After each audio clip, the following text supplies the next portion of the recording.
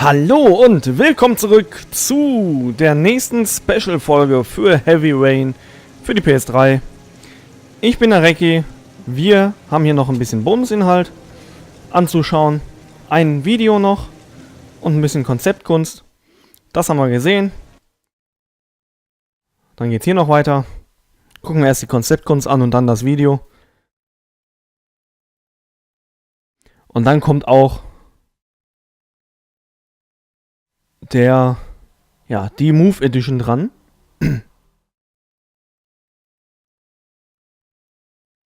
Und ich hoffe, es ist für euch in Ordnung und okay, dass ich halbe Stunden Parts mache.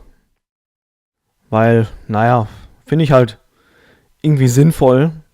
Sonst kommen mir noch 5 Parts raus mit Zusatzmaterial. Zu viel Parts will ich ja auch nicht machen. So, Konzeptkunst 7. Black Lagoon. Oh, das geht aber langsam. Boah, da sind 20 Stück. Guck mal, so sollte das mal aussehen, dass da eine riesen Dance-Stage ist. War dann doch nur eine. Oh, und da sollte noch ein Video laufen. Ein sexy Video. Was waren da? Waren da noch Bilder? Von nackige Mädels?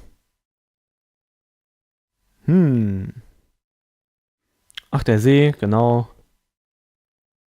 Da krachen wir rein. In der Szene kommt man schon so leicht ahnen, dass er vielleicht nicht ganz so unschuldig ist, wie man meint. Weil man da eine brutale Seite von ihm gesehen hat. Wie er einfach mal alle abgeknallt hat. Aber gut. Beim ersten Mal spielen habe ich auch da noch nicht dran gedacht, dass er es ist. Weil man ahnt ja nicht unbedingt, dass das einer ist von den Charakteren, die man spielt. Vielleicht von den Figuren, die da so sind, aber nicht unbedingt von einem der Charaktere. Ja, das hatte ich lange Zeit als Hintergrund auf meiner Playstation. Und unter Wasser. So. Das nächste Video mit der Musik. Und dann geht's weiter mit den interessanten Part aus der Move Edition. In an experience like Heavy Rain, I believe the music plays a very, very important role, and we know that, but we rediscover that at each game. And actually, we believe that music is probably about 50%, if not more, of the impact of the images.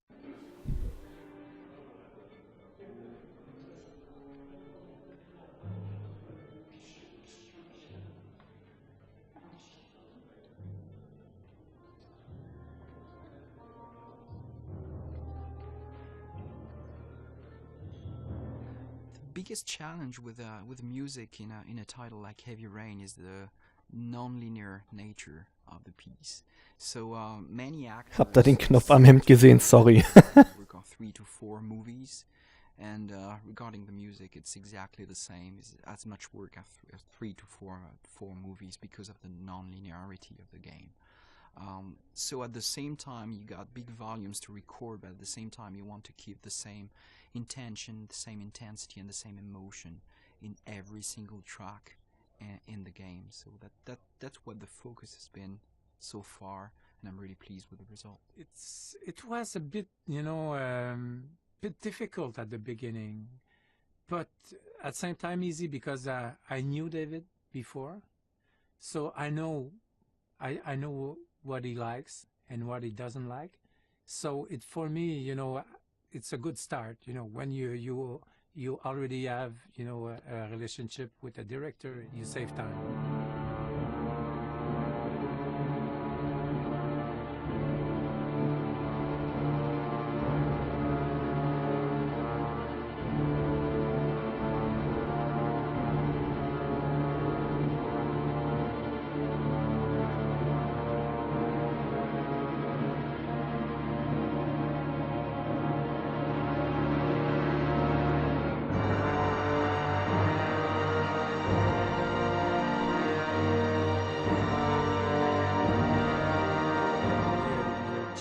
Not to build something that is not there.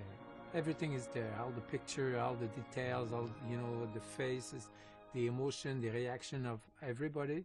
So you just have to work as a movie, to be there, just to maybe put a bit more focus about, what you should expect on that scene or something like that.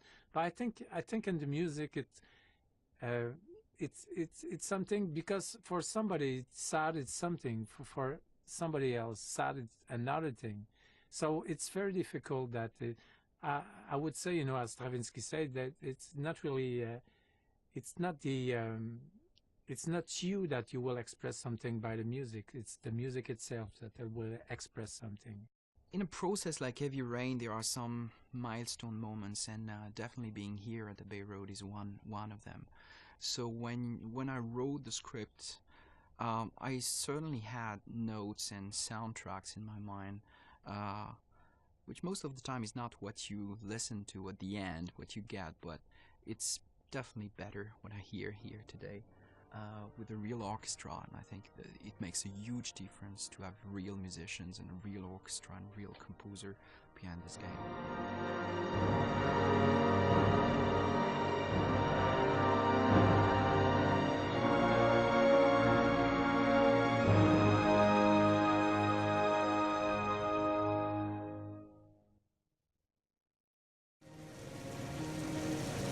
So, ich kann wieder von meiner Couch aufstehen hier. Ich habe hier gelegen. Ist auch mal schön, so ein Let's Play zu machen, wo man nichts macht. Naja. So, Move Edition Bonusinhalt. Achso, da sind auch noch Entwürfe bei. Ach ne, die haben wir schon geguckt. Genau. Videos. Die Origami-Spur. Irgendwo war noch was die rausgeschnitten haben. Emotionen schaffen, Premiere. Nicht lineare Story. Na, wir gehen einfach mal von Film der ersten.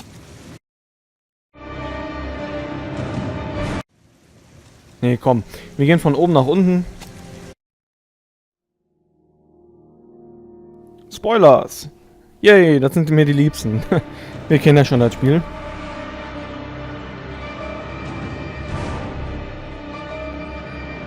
Deswegen ist das überhaupt nicht schlimm, wenn wir gespoilert werden. The terrifying shadow of the origami killer hangs over Philadelphia. Who is he? What does he want? Why does he pick on children? When will he stop? Media pressure has forced the FBI to intervene to solve this case as quickly as possible.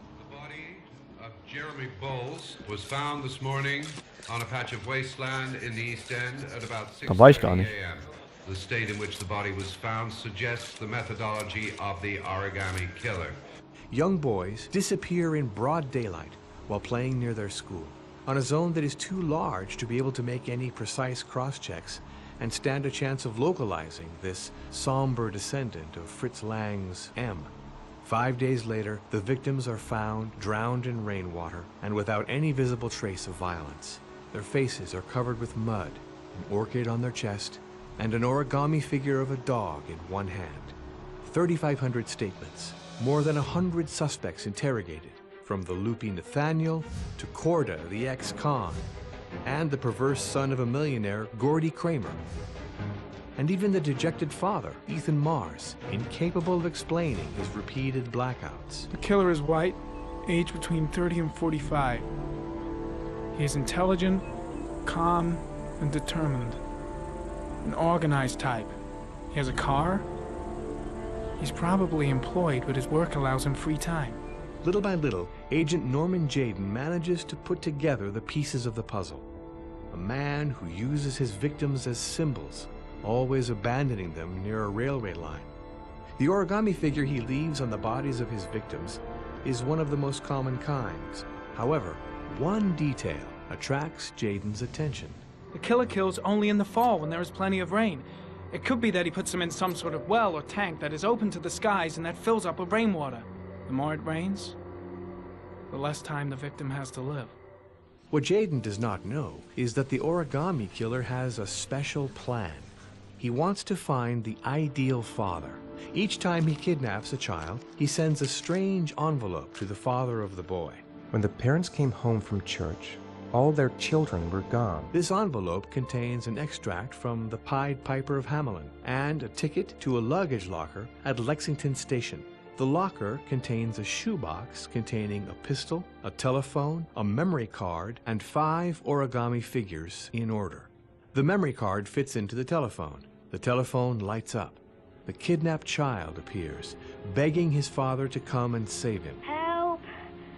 Dad! Nochmal eine kleine Zusammenfassung, ne? The father must go through a series of trials represented by the origami figures if he wants to get the message that will lead him to his son. 5 origami figures, 5 trials, driving up a highway against oncoming traffic, getting through a field of electrical condensers, cutting off a finger, killing a man, taking poison. That is the price he has to pay in order to prove his courage and recover his son. What is the origami killer's secret? He seems to be all-powerful, to have unlimited means. How did he get this apartment on Marble Street? The owner is none other than Adrian Baker, the infamous Doc. He lets the apartment to Paco from the Blue Lagoon, who is a buddy of the origami killer who released him from prison. He also acts as an intermediary with Mad Jack, who was supposed to repaint the origami killer's '83 Chevy Malibu. When these two leads are combined, they reveal the presumed name of the origami killer, John Shepard. He subscribes to an origami magazine. He's thought to have a Royal 5, a typewriter with special lettering, which enables Scott Shelby and Lauren Winter to trace his tracks back to Manfred the antique dealer, where he had the machine repaired. In reality, the young John Shepard died when he was only 10 years old while playing on a construction site belonging to Charles Kramer. He was swept away by a torrent of mud, and there was nothing his brother could do to save him.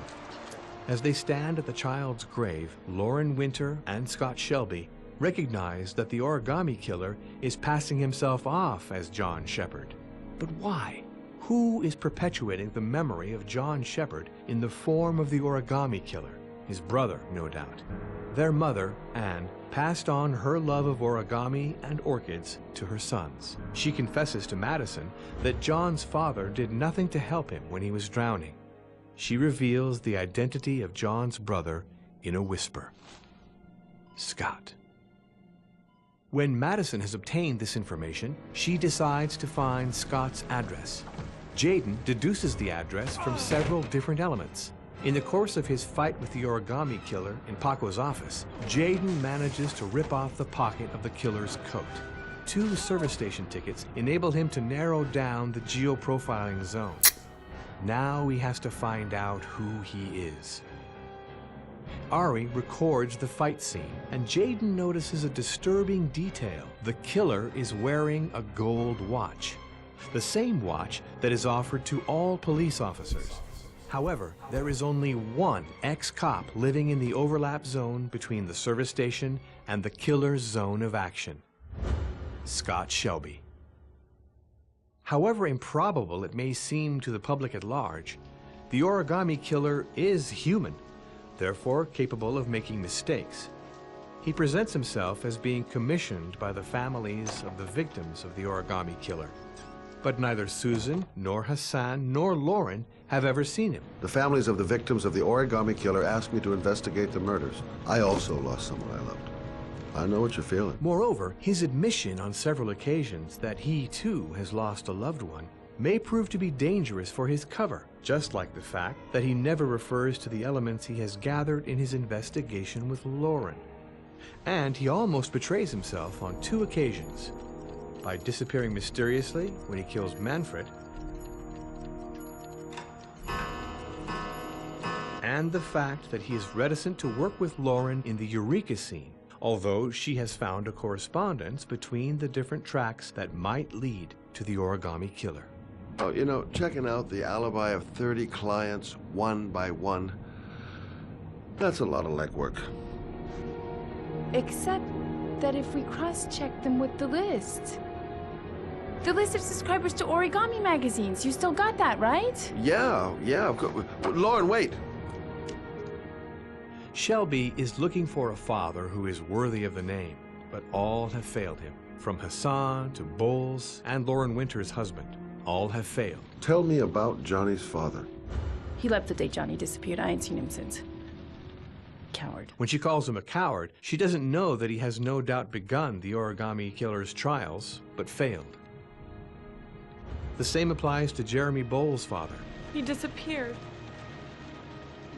The day after Jeremy. Could it be his body that Ethan finds in the labyrinth of the butterfly trial? And what about Hassan, who didn't want to embark on these trials? The box remained intact in his shop.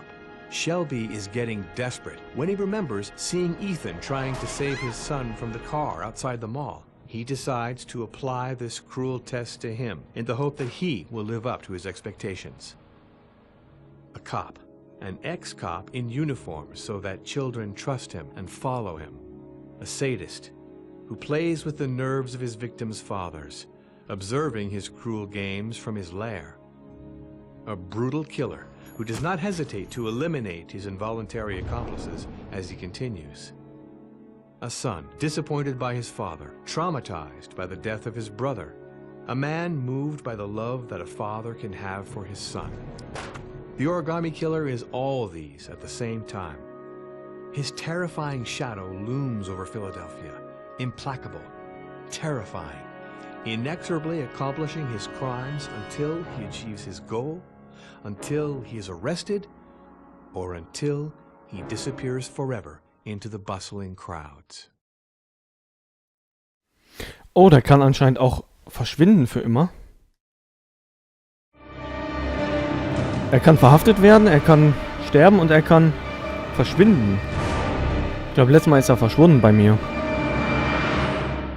Nee, gestorben. Hat die Presse ja gesagt. Concept called for a new type of interface, both in terms of navigation and interactivity.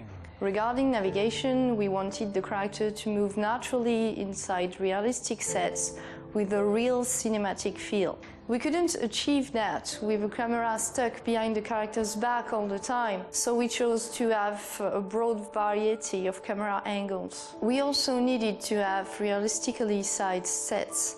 Lots of games use artificially enlarged sets to help navigation, but this wouldn't have been consistent with Heavy Rain's realistic approach. This is also the reason why the playable character doesn't run inside his house, for instance. We don't have repetitive mechanics like in most games where you got buttons and each button does something. Here everything is contextual. So all this has many consequences on the interface, on how you think about interactivity, how you think about gameplay in general. The player's movements with the right stick had to imitate the actions of the character on screen, so that he made the same movements at the same time, being in direct control of the player's arm and the speed of his movements. All our work regarding the interface of Heavy Rain was about creating immersion and using the interface to create immersion. So using the 6-axis was quite a simple decision to make, because we felt that when your character was hitting something, it was much more natural to do it by hitting it physically with your controller rather than by emulating this move with a button or whatever. It's a fantastic possibility that's given now with nowadays controllers to be able to move them and to, trigger actions, or to be able to have a real physical sense of interaction. Frenetically pressing a button imitates the idea of making an effort. You look like you got a problem, man. However, actions that required the player to press several buttons simultaneously were designed to place the player in an uncomfortable position, to reflect that of the character on the screen.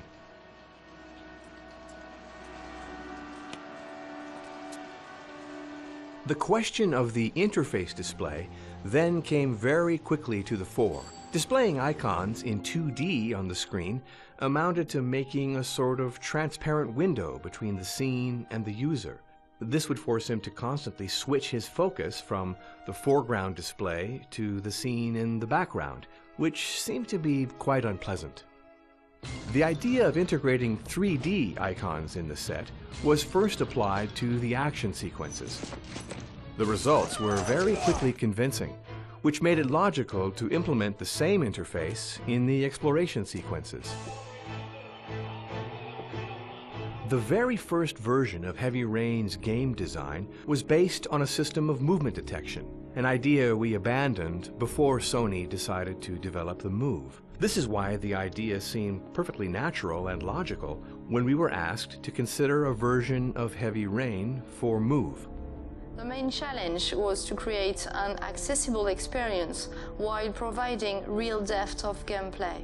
We enriched the possibilities of interaction by tracking the move's position and orientation.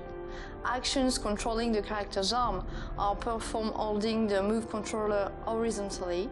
For instance, I'll go up to raise my character's arm, or I'll twist my wrist to turn a key in a keyhole. Actions engaging the whole character's body, like lying on a bed or getting up, require holding the controller vertically. We also implemented new types of movement, like moving forward to push a door or backward to pull a door. In short, everything was done to provide even greater richness of interaction compared to 6-Axis. Ja, Gott sei Dank habe ich diesen blöden Move-Controller nicht. Ich hoffe, es ist nicht zu langweilig. Wenn doch, spult einfach vor. Ich sage hier meistens eh kaum was. Aber wer es sehen möchte, der kann es sich angucken. Muss jeder selber entscheiden. Viel Spaß weiterhin. Heavy Rain is a very dark thriller. It's an experience that I think for the first time is going to put gamers into very different emotional states. We're offering subject matters that are usually found in films or books, but I can't think of any game I've played in the past that would only scratch the surface of the different emotional aspects of this game that we're dealing with. It's a very deep story.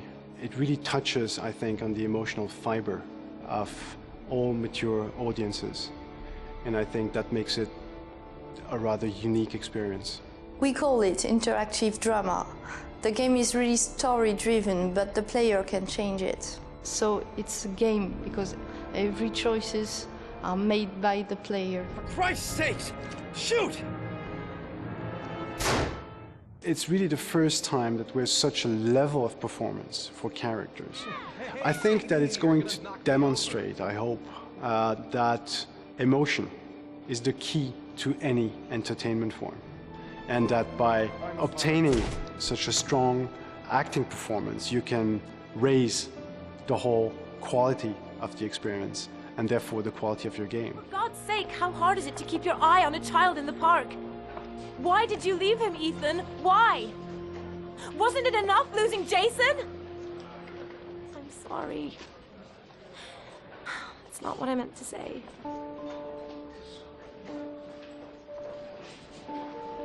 I miss him so much. We spent about a year doing casting sessions in the UK, in London and in Paris to try to find really the best actors for the main roles.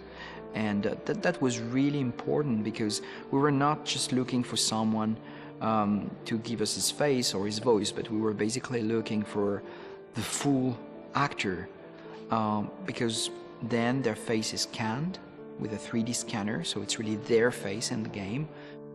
We recreate the body exactly at the same size and the same height and everything. And then they come on set to shoot the motion capture animations.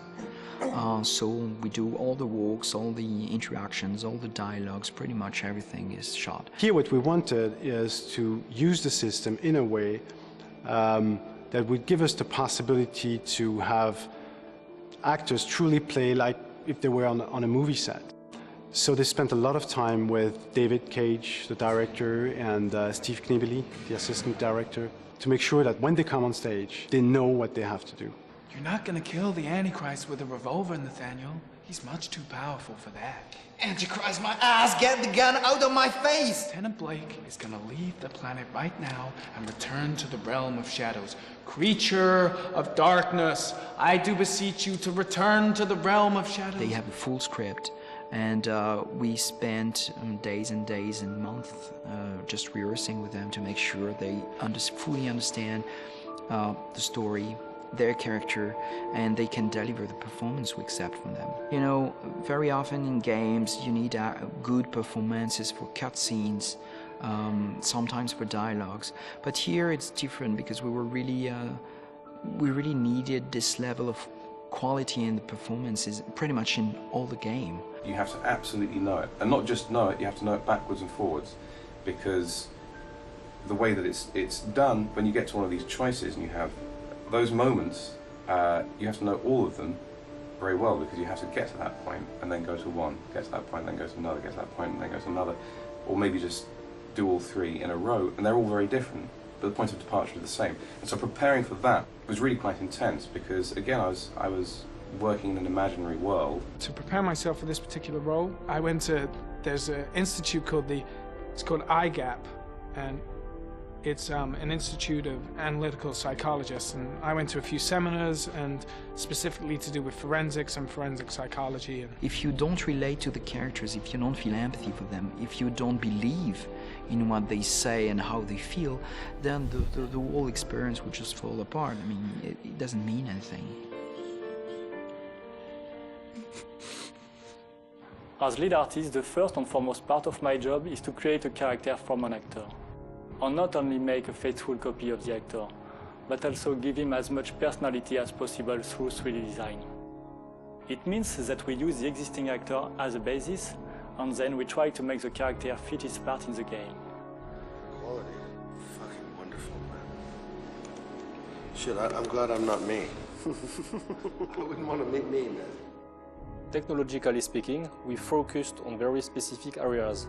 We worked very hard on high-level characters in a way never done before. We put all our energy into having the best character rendering and animation. For instance, we made very realistic effects for rain and tears on characters' faces. Our main aim was to set a new benchmark in terms of realism in character rendering, and I believe that this is one of the main differences between Heavy Rain and other games. Weird thing we had before, he's just lifting his head a bit down on the end of the animation, so this is something we change to make the loop even more discrete so we don't see the repetition. The player is able to move its character, so this is a way to give the control of the character to the player, and this is also a way to introduce some behavior really that are not mechanical, that are not loops. We break the cycle with putting something that moves completely outside of any loop. It's random, it's dynamic, it's real. If the player leaves the character alone for 3 seconds, a really short mob, the character is gonna take a new pose. It won't stand in its basic regular stand pose as anyone do. Each actor is gonna choose some of the some attitude, some behavior that he usually have, and this is some details that really brings a lot of detail on who is the character, what is he thinking about. Another aspect of our job is to create facial animation, and thus to really give life to the character. It's a moment when we truly work with the actors, shooting facial mock-up with them in order to give life to the character's face, to make it talk and act in accordance with the situations. Hey, take it easy, you're gonna knock me over. So this is your big day, huh? Am I grown up now? 10 years old, that's not exactly grown up, but you're getting there. It wasn't bravery. It was love. Telling stories, you know, this is probably one of the oldest human activities since language exists and writing exists.